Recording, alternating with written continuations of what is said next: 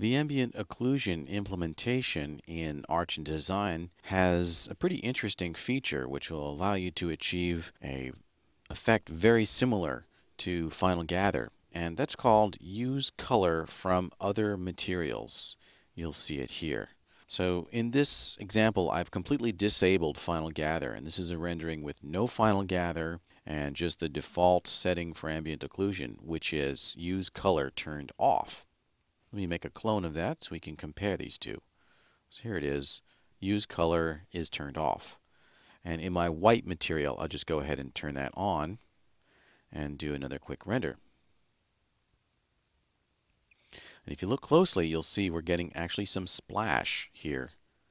And that's actually coming from this surface and splashing onto the nearby surface. Again, that's a pretty subtle effect, and you might not notice if Final Gather is enabled.